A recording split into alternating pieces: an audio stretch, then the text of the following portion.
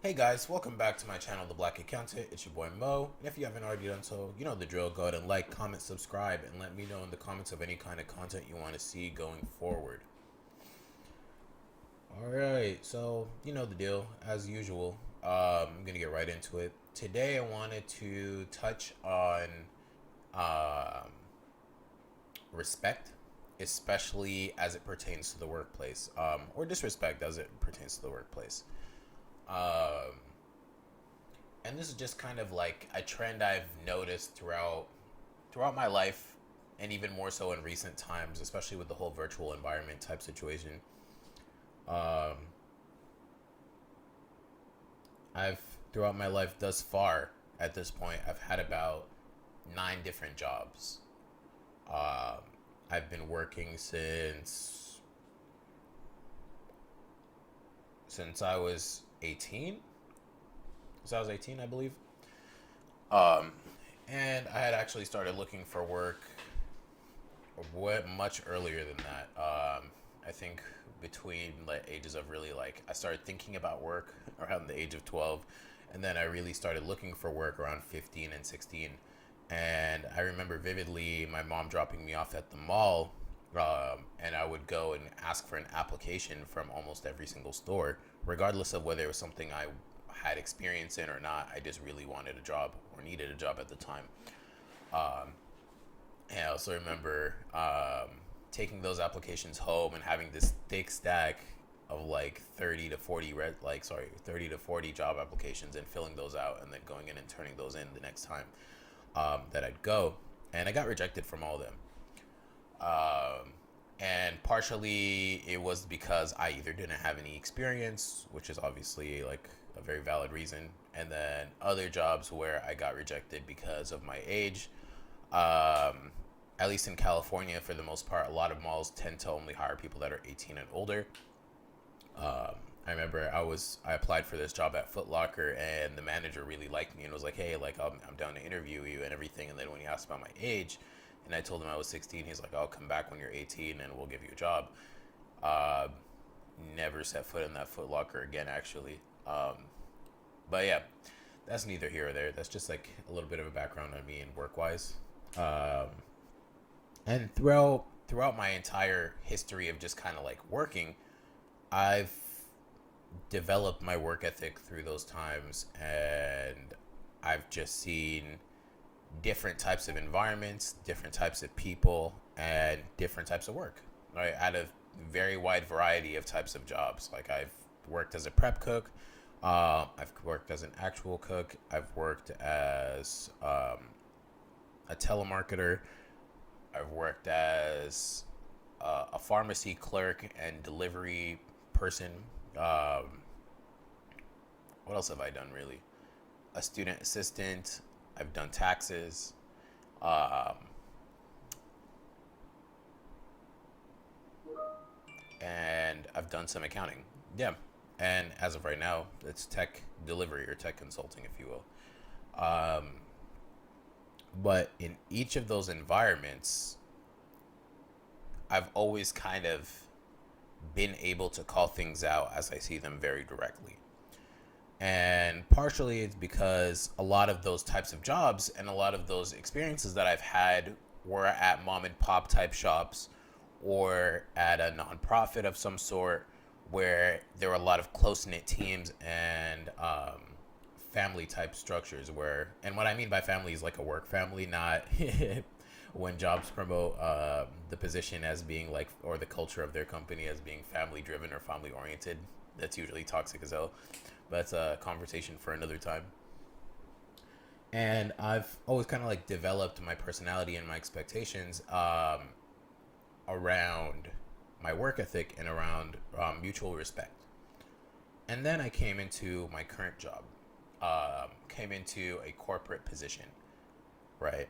And realized how vastly different it was. And I felt like I had already set my expectations before I came in because I've had colleagues from college and acquaintances and some friends have those positions and hold those positions, and then they would always kind of complain about them and talk about the long hours, talk about the culture, and talk about just not liking the environment overall. But I would never really hear anyone address what I think is a root problem in a lot of this. And I think it's really disrespect that happens in the workplace. Um, and it's not something that's very easy to call out for a couple of reasons, right? Some of this disrespect, or a huge portion of this disrespect, is really nuanced, where it'll be meetings, it'll be conversations, it'll be emails where a person doesn't really have to face you and can just word things in a way that implies disrespect, or implies incompetence, or implies um, just something negative. And while you can sit there and think about how to respond and word very appropriately with a clapback of some sort, having these types of battles every single day gets taxing and it gets annoying. And at the same time, you really do have to choose your battles, where you could let some disrespect slide, but at the same time, it becomes detrimental to you, because you let it slide once, you let it slide twice, it becomes the norm. And also, if you sit there calling every single thing out, then you become somewhat unlikable and hard to work with, because people always feel like they have to kind of tiptoe around you. So, um, it's interesting dynamics. And I told myself when I came into not only this firm, but coming into the corporate sphere, my bad, is that I would retain myself. And what I mean by that is retain my values, retain who I am as a person, and the way that I interact with people, regardless of how that would affect me. And thus far, it's been both very, very helpful and also somewhat detrimental, because I do have a tendency to be very direct.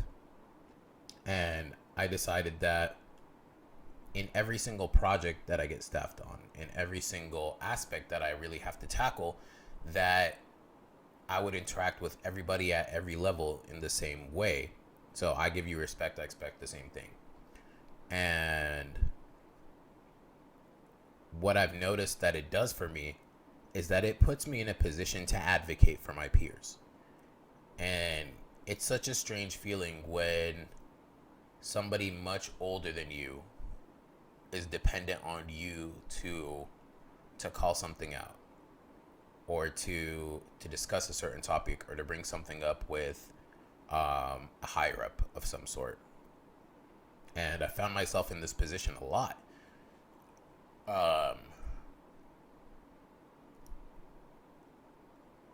And while I can see that it would be good for my career, and it gives me really good visibility, and it shows like strength of character and all these other things, it's also not a good feeling that I have to wake up every day preparing mentally to fight somebody. And not necessarily, obviously not physically, but to kind of just have to continuously advocate to be treated normally, or to be treated with respect. And that's something that's been weighing on my mind for a while now. And it's made me contemplate quitting multiple times, because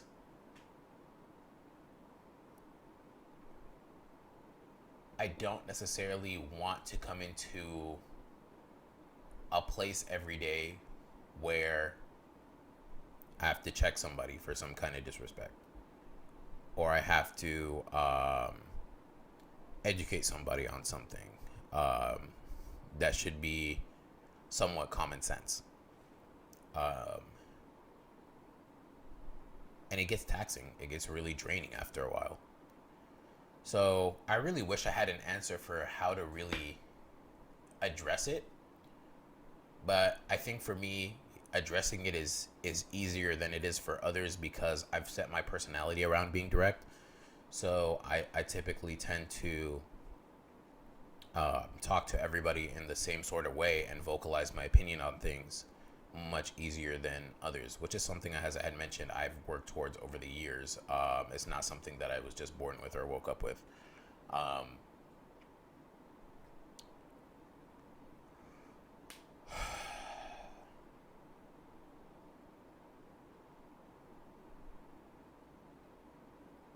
And And I also give it sort of the excuse of it being, such a massive corporation, or for corporate type jobs anyway, that these are massive corporations, and that it's kind of difficult to really um, get to know a team or get to know people, especially now in a virtual environment. That's probably affected a big portion of this, is that you don't see a lot of body language, because there tends to be a tendency of not having your camera on, especially with internal type meetings. Um, so all you're kind of left to base off of everything is just somebody's tone of voice. You don't really see body language. You don't necessarily like see that person. And a lot of times you kind of like have to keep in the back of your mind that it's not always meant to be a problem, or it's not necessarily meant to be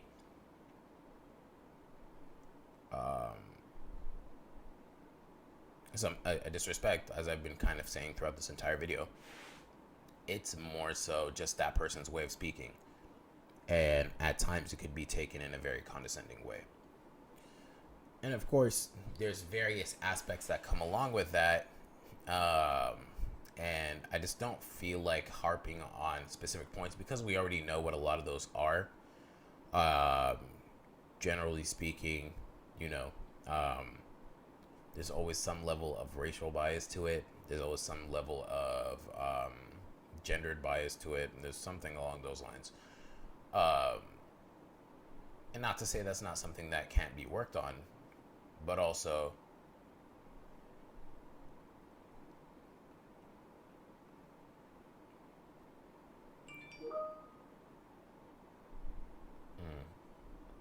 I'm not too sure.